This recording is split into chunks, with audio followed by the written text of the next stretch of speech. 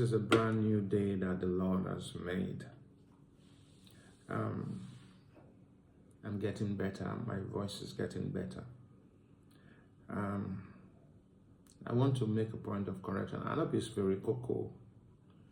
I can do naughty things. I can cause trouble. I can do a lot of things. So, I don't believe say this man and spirit cocoa. I don't believe in those overtly spiritual things.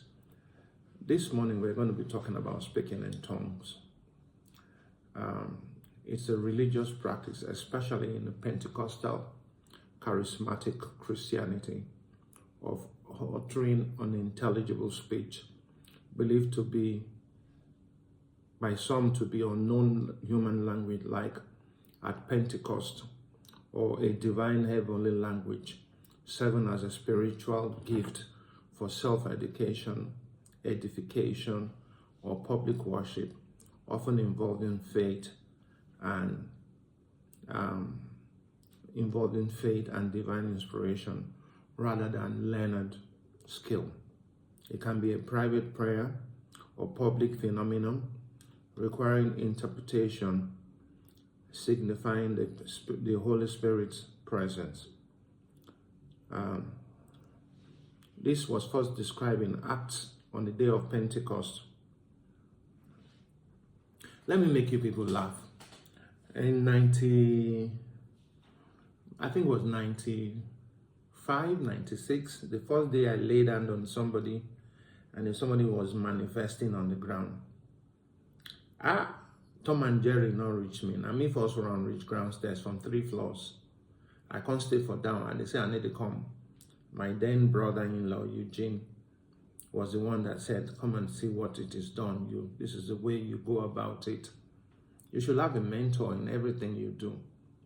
Then at night that day, I was trying to sleep. I now started hearing what the lady was saying. It means that I had the gift of interpretation by default. I heard her saying, I worship you, O Lord, my God. You started saying all the things. I started recounting them. Then one day in in Kingsway Church in Darnley Road in Hackney, I was standing behind Ibidun, Alison, one of our very close friends. And she was praying and praying and praying. Then after the prayer finished, and I said, Ibidun, kilo day, now me say make your husband come on house. He said, so you could hear all I was saying. I said, I heard it. So she told people around me not to speak in tongues around where I am, because I will hear their secret. But actually, when you speak in tongues, your mind is unfruitful, because as the Bible explains in 1 Corinthians 14, your spirit is praying directly to God in a language you don't intellectually understand, which holds you up but doesn't communicate understandable meaning to others unless interpreted. The solution is to balance this with praying and singing with your understanding, known language, to engage your mind. Even Paul even said, if we're all just blabbing and there is nobody to interpret, it's unfruitful. While you speak in tongues, you also covet the gift of being able to interpret. I said one day I had a moment with somebody in my house in Gusape, and I told her, you will speak in new tongues. And she started speaking in tongues, and I said, interpret. And the Spirit came over her, and she started interpreting. So you see this gift of, you can even get to the level where when you sing in tongues, and then you can interpret what you're singing. This is not rocket science. If you're sold out to the Spirit, you're sold out to God, your spirit edifies Him. When you start to pray, I remember one of my one encounter I had with my then sister-in-law. I won't call her name. She's a big woman now. And as she was in London, in Woolwich, I laid hand on her. She didn't expect it to come, and she fell. And she started speaking tongues. So I said, no, speak in new tongues. her husband, the one that led me through the process of laying hands on people and interpreting, said she started speaking in new tongues. So this art of speaking in new tongues is not science. It's when you are sold out. When you say that, it will put understanding and meaning into your spirit, and you start to speak in new tongues. There are some people, when they speak in tongues, I just open my mouth and be looking at them. I wish this person could hear what she's saying. When they speak in real tongues, you will get goosebumps over your body. You'll be feeling it. You'll hear what the Holy Spirit is hearing. They are edification. They are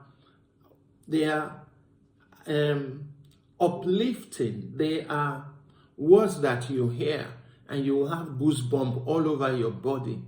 As you start to pray and you grow in the Spirit and you start to speak in tongues, you see, it builds up, edifies you when praying alone. 1 Corinthians 14:4.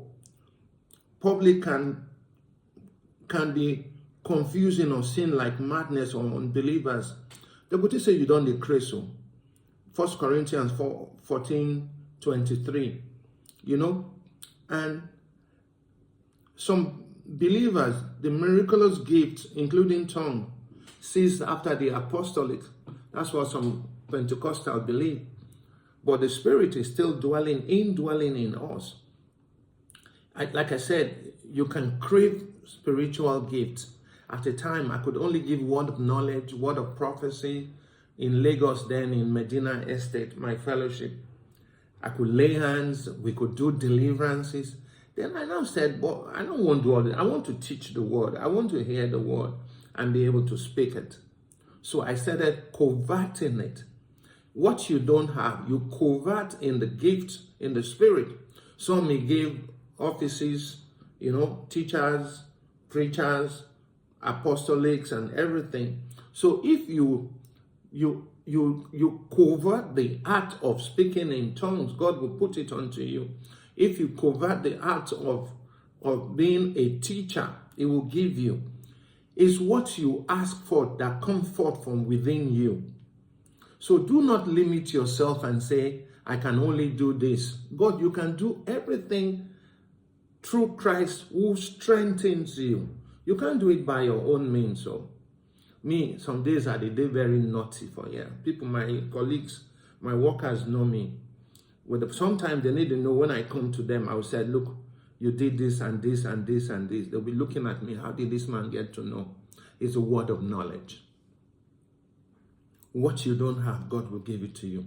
Sometimes I even ask, why God will give me this one will not take anything serious about the things of the Spirit before. He gave me all the gifts, if not most of the gifts. So if you covert spiritual gift, He will give it to you. And speaking in tongues is one of the gifts you should have. Because when things are hard and the devil is demonstrating at your door and you speak in an unknown tongue, the devil can't hear that tongue. He can't hear it. You speak to God. But when you want to command the devil, you come back and say, I say to you, get out of here. Lay hand and say, you have no place in this presence. His presence is holy. Holy. And this is Kenny Idedevbo once more. Our 10 minutes is nearly up.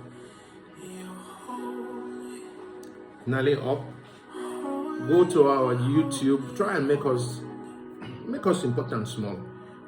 Click on it. And it's Kenny Idedevbo on When God and I Talk. Extraordinary.